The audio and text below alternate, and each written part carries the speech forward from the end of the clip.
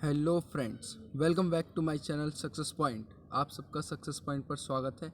तो आज हम बात करेंगे क्लास 12 के पॉलिटिकल साइंस के चैप्टर नंबर 2 दो ध्रुवता के अंत के कुछ इंपॉर्टेंट क्वेश्चंस के बारे में।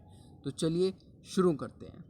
तो सबसे पहले, बर्लिन की दीवार का टूटना किस चीज़ की अंत की शुरुआत थी? जर्मनी के एकीकरण तथा साम्यवाद के अंत की शुरुआत थी। रूस में समाजवादी क्रांति कब हुई? सन 1917 में। यह क्रांति पूंजीवादी व्यवस्था के खिलाफ हुई थी और समाजवाद के आदर्शों तथा समता मूलक समाज की आवश्यकता की से प्रेरित थी। सोवियत राजनीतिक प्रणाली के केंद्र में कौन सी पार्टी थी? Communist party. दूसरी दुनिया के देश किसे कहा जाता है? दूसरे विश्व युद्ध के बाद पूर्वी यूरोप के देश सोवियत संघ के नियंत्रण में आ गए। सोवियत सेना ने इन देशों को फांसीवादी ताकतों के चंगुल से आज़ाद कराया था। इन सभी देशों की राजनीतिक तथा सामाजिक व्यवस्था को सोवियत संघ की समाजवादी प्रणाली के तर्ज पर ढाला गया। इन्हें ही समाजवादी खेमे के देश या दूसरी दुनिया के देश कहा जाता है। सोवियत संघ के लोगों को लोकतंत्र तथा अभिव्यक्ति की आज़ादी नहीं थी, इस कारण वे अपनी असहमति को कैसे व्यक्त करते थे? कार्टून तथा चुटकुलों की मदद से। सोवियत संघ की समाजवादी व्यवस्था की क्या क्या विशेषताएं थी? सोवियत संघ की समाजवादी व्यवस्था की निम्नलिखित विशेषताएं थी। पहली, इस व्यवस्था में देश का कोई भी नागरिक बेरोजगार नहीं होता। यह व्यवस्था सभी को रोजगार उपलब्ध कराती है। यह व्यवस्था लोगों की बुनियादी जरूरत की वस्तुओं जैसे कि स्वास्थ्य सुविधा, शिक्षा, बच्चों की देखभाल तथा लोक कल्याण की अन्य वस्तुएं रियायती दर पर मुहैया कराती है। यह व्यवस्था अपने सभी नागरिकों के लिए एक न्यूनतम जीवन स्तर को सुनिश्चित करती है। इस व्यवस्था में सरकार अपने नागरिकों की आवश्यकताओं की वस्तुओं, पेन से लेकर कार का स्वयं उत्पादन करती है। सोवियत संघ के अपने नागरिकों की राजनीतिक तथा आर्थिक आकांक्षाओं को पूरा करने में असफल रहा। क्यों? इसके दो कारण थे। सोवियत संघ ने 1979 में 1979 ने अफगानिस्तान में हस्तक्षेप किया। सोवियत संघ में लोगों के पारिश्रमिक में लगातार बढ़ोतरी हुई, परंतु उत्पादकता तथा प्रौद्योगिकी के मामले में वह पश्चिम के देशों से बहुत पीछे चली गई। इस कारण प्रत्येक तरह की उपभोक्ता वस्तु में कमी हो गई। खाद्यान्न का आयात साल दर साल बढ़ता गया। 1970 के दशक के अंतिम वर्षों में यह व्यवस्था लड़खड़ा रही थी और अंततः रुक सी गई। सोवियत संघ में सबसे बड़ा पद क्या था? कम्युनिस्ट पार्टी का महासचिव। सन 1991 के दिसंबर में बोरिस येल्त्सिन के नेतृत्व में सोवियत संघ के कौन से तीन बड़े गणराज्यों ने सोवियत संघ की समाप्ति की घोषणा की? रूस, यूक्रेन और बेलारूस। साम्यवादी सोवियत गणराज्य के विघटन की घोषणा और साथ ही स्वतंत्र राज्यों के राष्ट्रकुल कॉमनवेल्थ ऑफ इंडिपेंडेंट स्टेट्स का गठन शेष मध्य एशियाई गणराज्यों के लिए आश्चर्यचकित था। ये गणराज्य अभी स्वतंत्र राज्यों के राष्ट्रकुल से बाहर थे। इस मसले का क्या निदान किया गया? इन्हें राष्ट्रकुल का संस्थापक सदस्य देश बनाकर इस समस्या का निदान किया गया। सोवियत संघ के विघटन के समय में पूर्ववर्ती गणराज्यों के मध्य एकमात्र परमाणु शक्ति संपन्न देश का दर्जा किस देश को मिला था? रूस को। सोवियत संसद का क्या नाम है? ड्यूमा। रूस की मुद्रा का क्या नाम है? रूबल। सोवियत संघ के विघटन के बाद किस देश को सोवियत संघ के उत्तराधिकारी राज्य के रूप में स्वीकार किया गया? रूस को। सोवियत संघ का विघटन क्यों हुआ? सोवियत संघ का विघटन निम्नलिखित कारणों से हुआ था। पहला कारण, सोवियत संघ की राजनीतिक आर्थिक संस्थाएं अंदरूनी कमजोरी की वजह से लोगों की आकांक्षाओं को पूरा करने में असफल रहीं। कई वर्षों तक अर्थव्यवस्था गतिरोध रही। इससे उपभोक्ता वस्तुओं की बहुत कमी हो गई और सोवियत संघ की आबादी का एक बड़ा हिस्सा अपनी अर्थव्यवस्था को संदेह की दृष्टि से देखने लगा और उस पर खुलेआम प्रश्न करने आरंभ कर दिए थे।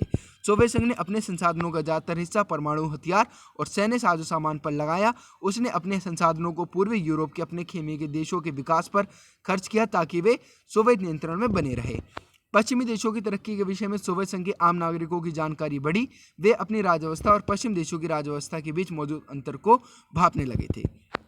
वहाँ की कम्युनिस्ट पार्टी जनता के लिए उत्तरदायी नहीं रह गई थी। गतिरोध प्रशासन, व्यापक भ्रष्टाचार तथा अपनी गलतियों को सुधारने में व्यवस्था की अक्षमता, शासन में ज्यादा खुलापन लाने के प्रति अनिच्छा और देश की विशालता के बावजूद सत्ता का केंद्रीकृत होना, इन सभी बातों की वजह से वहाँ की जनता अलग थलग पड़ गई। सोवियत संघ में पार्टी के अधिकारों को आम नागरिकों से अधिक विशेष अधिकार प्राप्त थे। लोग अपने को राजव्यवस्था और शासकों से जोड़कर नहीं देख पा रहे थे। इन्हीं कारणों की वजह से सोवियत संघ का विघटन हुआ। सोवियत राष्ट्रवादी और संप्रभुता की इच्छा के उभार में सोवियत के संघ के कौन से गणराज्य सम्मिलित थे?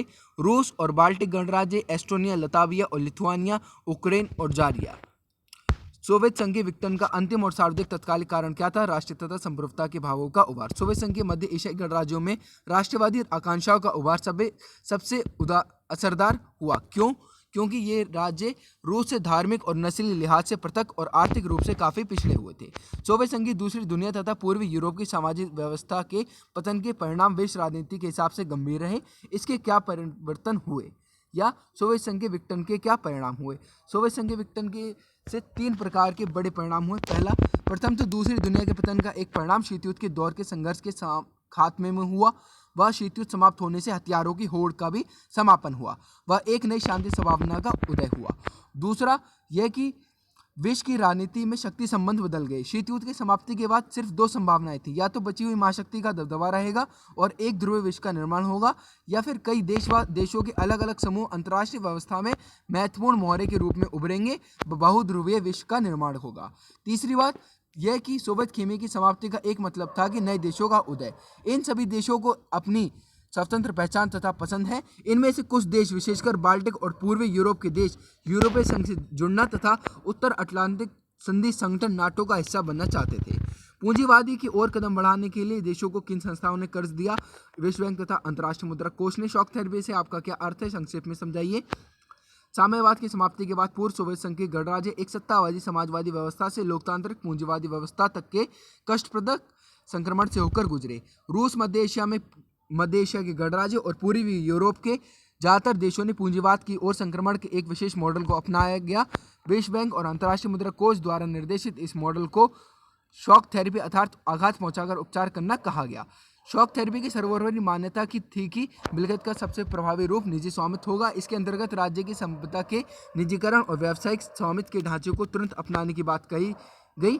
सामूहिक फॉर्म को निजी फॉर्म में परिवर्तित किया गया और पूंजीवादी पद्धति से खेती आरंभ हुई। इस संक्रमण में राज्य नियंत्रित समाजवाद या पूंजीवाद के अलावा किसी भी वैकल्पिक व्यवस्था या तीसरे रूप को मंजूर नहीं किया गया। दो ध्रुवता का क्या अर्थ होता है? विश्व में सत्ता के दो केंद्रों अर्थात ध्रुवों का होना, संयुक्त राज्य अमेरिका तथा सोवियत संघ। CIS का पूरा नाम स्वतंत्र राज्यों का राष्ट्रकुल, कॉमनवेल्थ ऑफ इंडिपेंडेंट स्टेट्स।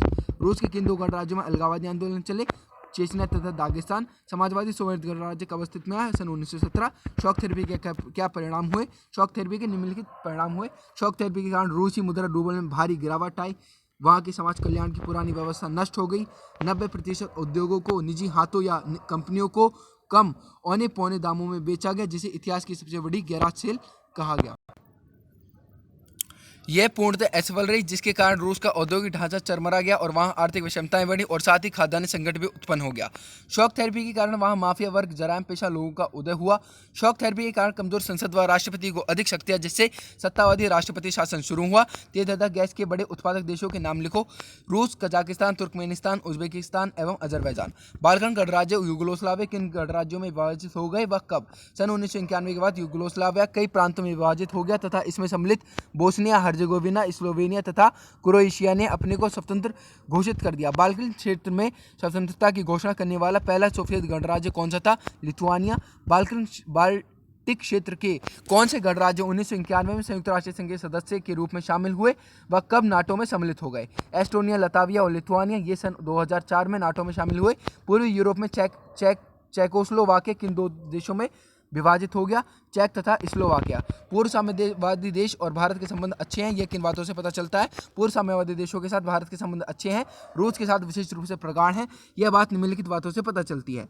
दोनों का सपना बहुध्रुवीय विश्व का है। दोनों देश है अस्तित्व, सामूहिक सुरक्षा, क्षेत्रीय संप्रभुता, स्वतंत्र विदेश नीति, अंतर्राष्ट्रीय झगड़ों का वार्ता द्वारा हल, संयुक्त राष्ट्र संघ के सुदृढ़ीकरण तथा लोकतंत्र में विश्वास रखते हैं। 2001 में भारत और रूस द्वारा 80 द्विपक्षीय समझौतों पर हस्ताक्षर। भारत रूसी हथियारों का खरीदार, रूस से तेल का आयात। भारतीय अभिनेता राज कपूर व अमिताभ बच्चन के गाने और फिल्मों का रूस के ज्यादातर घरों में देखभाल सुन पाना। सोवियत संघ के विघटन के बाद गणराज्यों में उत्पन्न संघर्ष व तनाव की घटनाओं का वर्णन कीजिए।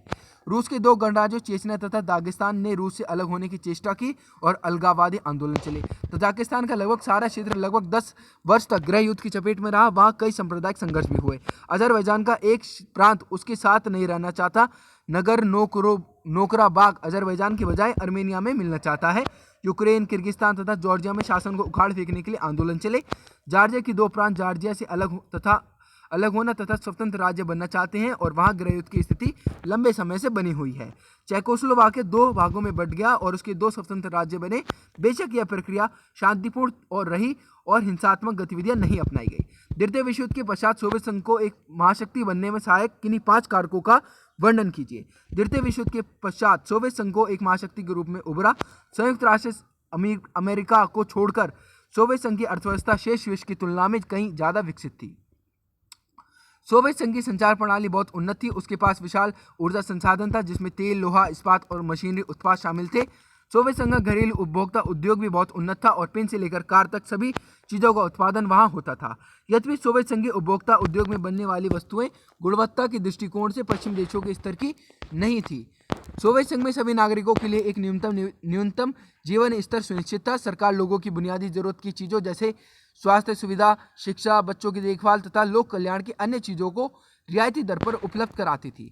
सोवियत संघ में बेरोजगारी नहीं थी। सोवियत संघ के दूर दराज के क्षेत्र भी आवागमन की सुव्यवस्थित और विशाल प्रणाली के कारण आपस में जुड़े हुए थे। शॉक थेरेपी की सर्वोपरि मान्यता क्या थी? शॉक थेरेपी की सर्वोपरि मान्यता थी कि मिल्कियत का सबसे प्रभावी रूप निजी स्वामित्व होगा। सोवियत अर्थव्यवस्था तथा अमेरिका की अर्थव्यवस्था में अंतर स्पष्ट कीजिए। सोवियत अर्थव्यवस्था राज्य द्वारा पूर्ण रूप से नियंत्रण, योजनाबद्ध अर्थव्यवस्था, व्यक्तिगत पूंजी का अस्तित्व नहीं, समाजवादी आदर्शों से प्रेरित, उत्पादन के साधनों पर राज्य का स्वामित्व। अमेरिका की अर्थव्यवस्था राज्य का न्यूनतम हस्तक्षेप, स्वतंत्र आर्थिक प्रतियोगिता पर आधारित, व्यक्तिगत पूंजी की महत्ता, अधिकतम लाभ के पूंजीवादी सिद्धांत, उत्पादन के साधनों पर बाजार का नियंत्रण। भारत जैसे विकासशील देशों में सोवियत संघ के विघटन के परिणाम क्या हुए? भारत जैसे विकासशील देशों में सोवियत संघ के विघटन के परिणाम निम्नलिखित हुए। विकासशील देशों की घरेलू राजनीति में अमेरिका को हस्तक्षेप करने का अधिक अवसर मिल गया। कम्युनिस्ट विचारधारा को धक्का लगा। विश्व के महत्वपूर्ण संगठनों पर अमेरिकी प्रभुत्व हो गया, जैसे कि IMF तथा वर्ल्ड बैंक। बहुराष्ट्रीय कंपनियों को भारत व अन्य विकासशील देशों में अनियंत्रित प्रवेश की सुविधा मिली। गोर्बाचेव किन कारणों की वजह से सोवियत व्यवस्था में सुधार चाहते थे? गोर्बाचेव 1985 में कम्युनिस्ट पार्टी के महासचिव चुने गए, जो बाद में सोवियत संघ के राष्ट्रपति बने, जो कि निम्न कारणों से सोवियत अर्थव्यवस्था में सुधार चाहते थे। सोवियत अर्थव्यवस्था को अधिक प्रगतिशील बनाने के लिए, प्रशासनिक सेवा को अत्यधिक जवाबदेह बनाने के लिए, सोवियत अर्थव्यवस्था को अत्यधिक लोकतांत्रिक बनाने के लिए, सोवियत संघ में सूचना एवं तकनीकी विस्तार के लिए, पश्चिमी के साथ रिश्तों को सामान्य बनाने के लिए। भारत और सोवियत संघ के रिश्ते बहुत गहरे थे, स्पष्ट कीजिए। आर्थिक सोवियत संघ ने भारत की सार्वजनिक क्षेत्र की कंपनियों की ऐसे समय में सहायता पहुंचाई कि जब ऐसी सहायता मिलना मुश्किल था। भारत जब विदेशी मुद्रा की कमी से जूझ रहा था, तब सोवियत संघ ने रुपए को माध्यम बनाकर भारत के साथ व्यापार किया। राजनीतिक सोवियत संघ ने कश्मीर मुद्दे पर संयुक्त राष्ट्र संघ में भारत के पक्ष को समर्थन दिया। सोवियत संघ ने भारत के संघर्ष की गाढ़ दिनों, विशेषकर सन 1971 में पाकिस्तान के युद्ध के दौरान सहायता की। सोवियत संघ ने भारत को ऐसे समय में सैनिक साजो सामान दिए जब शायद ही कोई सैन्य देश अपनी सैन्य टेक्नोलॉजी भारत को देने के लिए तैयार था। संस्कृति, हिंदी फिल्म तथा भारतीय संस्कृति सोवियत संघ में काफ़ी लोकप्रिय थी। बोल्शेविक कम्युनिस्ट पार्टी के संस्थापक कौन थे? Vladimir Lenin. मिखाइल गोर्बाचेव ने जो सुधार आरंभ किए थे, उनका क्या अर्थ था? गलास्तनोस्त, इसका अर्थ उदारवाद तथा खुलापन, तथा पेरिस्ट्रोइका, इसका अर्थ है पुनर्संरचना। सोवियत संघ के राष्ट्रपतियों के नाम क्रमानुसार लिखिए। व्लादिमीर लेनिन पहले राष्ट्रपति, Joseph Stalin, Nikita Khrushchev, Leonid Brezhnev, Mikhail Gorbachev व बोरिस येल्त्सिन, ये रूस के पहले चुने हुए राष्ट्रपति थे। तो ये वीडियो यहीं पे ख़त्म होती है। अगर आपको मेरी वीडियो अच्छी लगे तो इसे लाइक ज़रूर कीजिएगा, मेरे चैनल को सब्सक्राइब प्लीज़ कर लीजिएगा और बेल आइकन को दबा लीजिएगा ताकि आपको आने वाली वीडियो की नोटिफिकेशन मिलती रहे। Thank you.